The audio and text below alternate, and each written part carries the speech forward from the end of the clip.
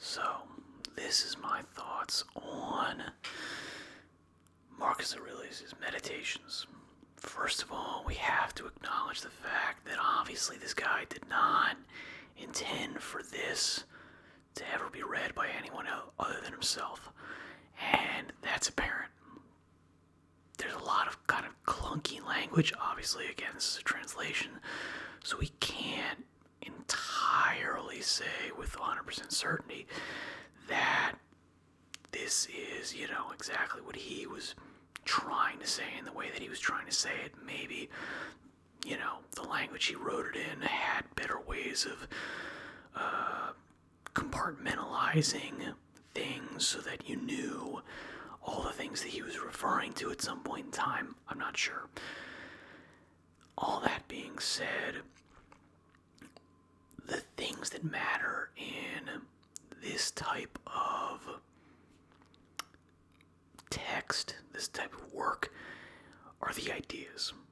Now, to me, the ideas are self-evidently true. They're obviously true, and that potentially is a result of the fact that his, work, his influence is just that powerful and has penetrated the levels of, culture and society for this amount of time to the point where I've absorbed it by osmosis and am therefore completely taken in by these ideas, which is entirely possible, and maybe that's what people are referring to when they say that this work, contains an enormous amount of wisdom and, truth. It's entirely possible. That being said, I would have to realistically, look at some of the other works of the Stoics, Epictetus, Seneca, which is what we're trying to do next, to figure if, Marcus Aurelius deserves this, or if it's just he was the emperor, he was the Stoic emperor. That carries a lot of weight. The fact that this guy was the most powerful person in the world and was an adherent to this philosophy, that's a huge,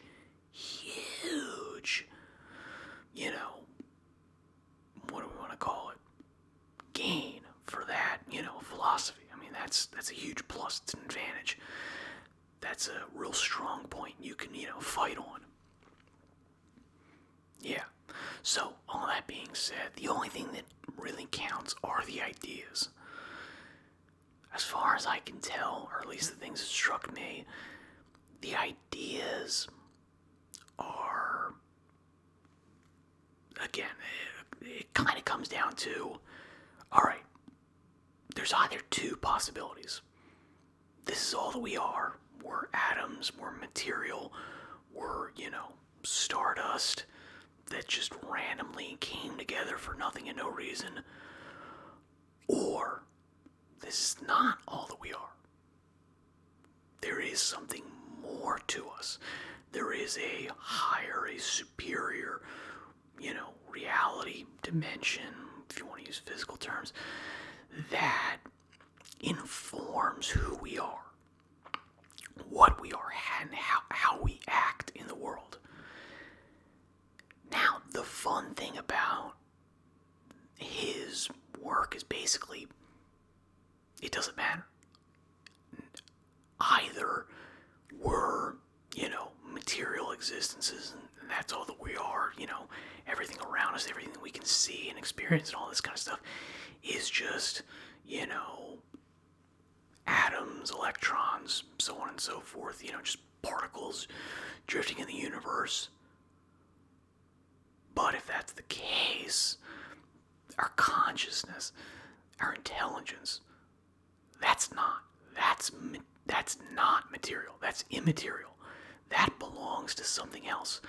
And therefore, all of these things that are transitory and meaningless belong entirely to this gross physical world are therefore inferior to this higher ruling principle that we have.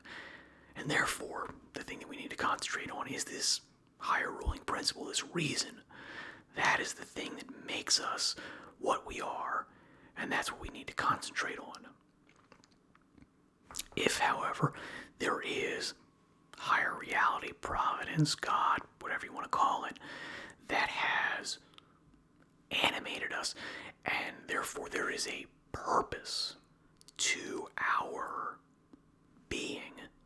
Again, the only thing that matters is the fact that we have reason, because we have it as opposed to all other things in existence as far as we know.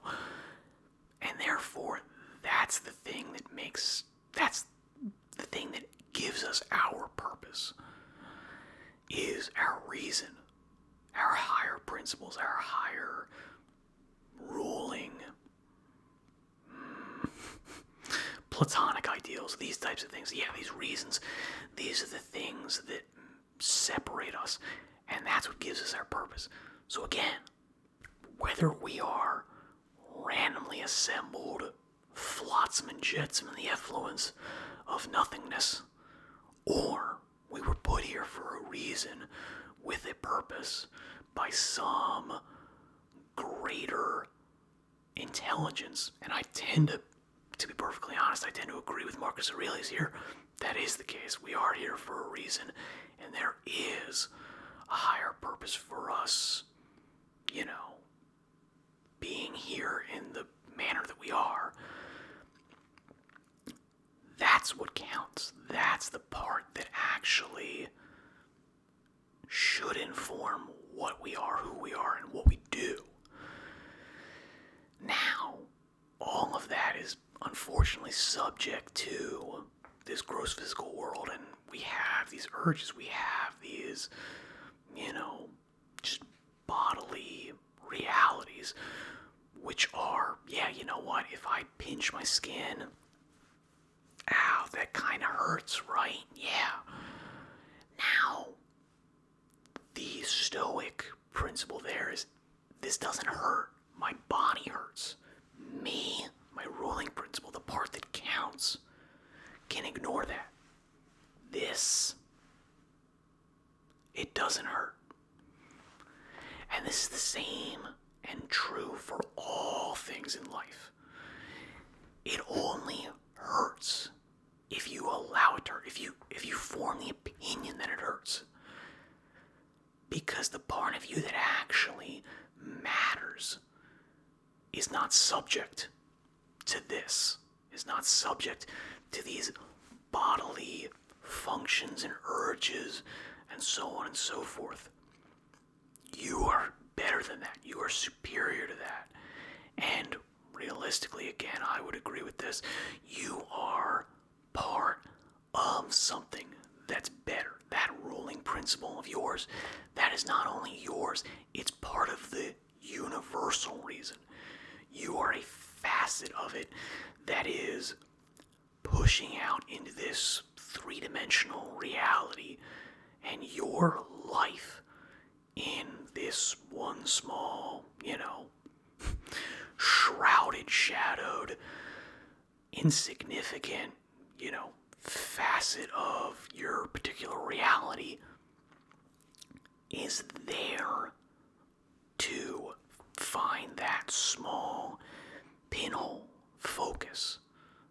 And that's what you're trying to go after. And then, when you are reunited with this universal reason, that small focus that you've hopefully, virtuously endeavored to, fully map out,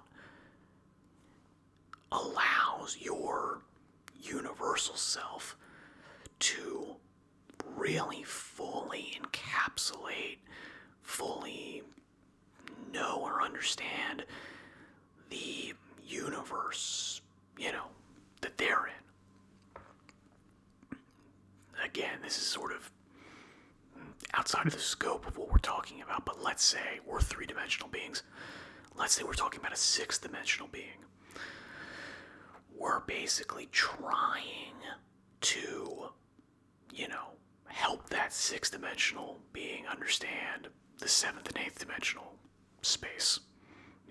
It's again, way outside of the scope of Marcus Aurelius' meditations, but I think it, again, as sort of these truths do, they tend to push in the direction of this, of sort of universality of reason and higher principles, and they tend to push in that direction, which again, I think speaks to the truth of those things.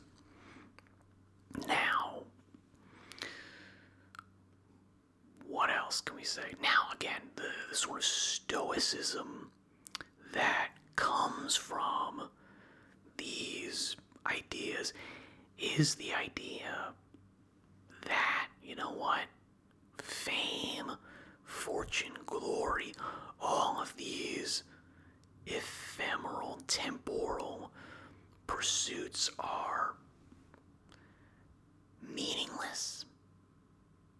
That's my word. I would tend to think meaningless because they are of this lesser reality. Now, realistically, you can't actually say that they're meaningless.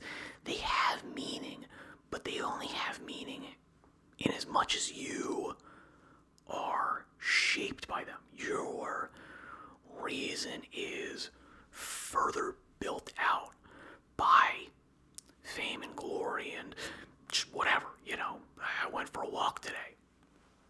That only has meaning because it further builds out my inner universe, which will further build out the outer universe when it, comes back into contact with it.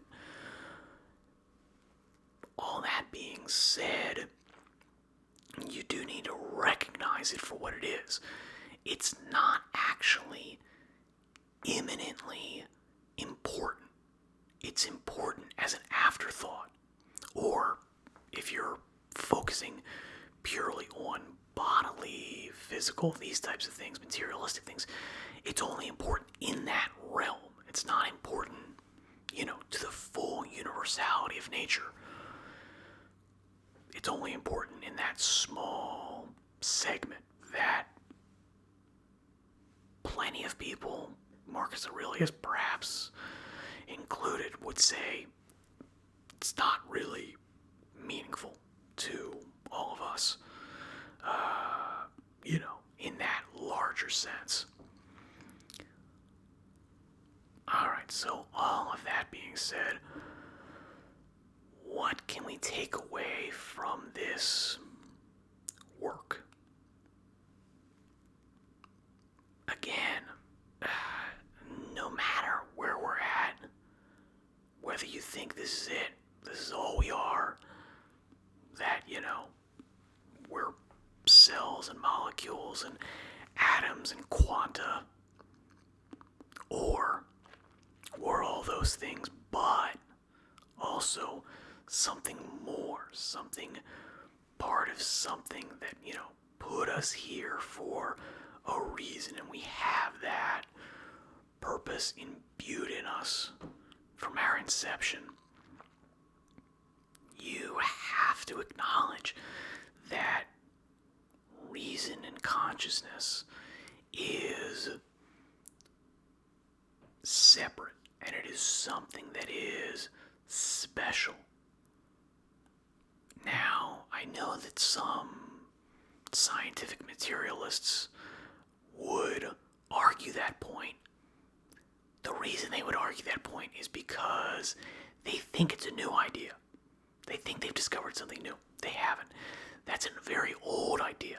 It's an old idea that was absolutely trounced by philosophical logical arguments so badly that that whole idea basically disappeared into, the annals of history 2,000-3,000 years ago, and was just completely disregarded to the point where the idea that we have a purpose here, we're here for a reason, is the default assumption of all societies. Hence, not because, oh man, you know what, we've got a sense of self-importance and we really need to try to, pull ourselves into this state of elevation. No, it's because that was so logically apparent that, yeah, that became our default. And it's only now that people are like trying to resurrect this idea of, scientific materialism. Random Flotsam and Jetsam is us, and we're meaninglessly shuttling through reality for no purpose whatsoever. That is given any credence whatsoever. Those arguments, in my mind, have been thoroughly debunked. So, all that being said, still, so consciousness is special. It's immaterial. It is something that is above, superior to this gross physical existence. And therefore, that's the part that you need to focus on. In all of your endeavors, how can you best serve this higher ruling principle? Now, again, there's a lot of sort of practical ways that you could possibly do that. And again, I think they're fairly obvious. It's exercising that ruling principle. It's exercising your reason. Examining things as they are. Why do they exist? How do they exist? So on and so forth. That's all, again, to me, seemingly quite obvious. Now, maybe it's not, and again, if any of this stuff seems like a total mind-blowing idea, heck, go read Meditations. It's free. That's how I got my copy. It's, 2,000 years old, so there's no copyright on it. You can download that and read it at your own leisure. And maybe you'll find that, it's an incredibly transformative experience. If so, I wish you incredibly well. Welcome to the party, pal. For everybody else, if you're, in the same bag as me, that's great. Like, comment, and subscribe. Whatever. Do what you want. I mean, do what's according to your nature, conformably to nature. We're going to quote the book now. But, yeah, go ahead and do that. And then, I guess, join us next time. We'll be looking into Seneca, which I have a little bit more hope for in terms of, just like technical writing capabilities, because these are all like letters we're going to be reading, so they're not written for, some own individual's edification, and therefore kind of disjointed in these types of things. So I'm looking forward to that. Join us, will you? Thanks.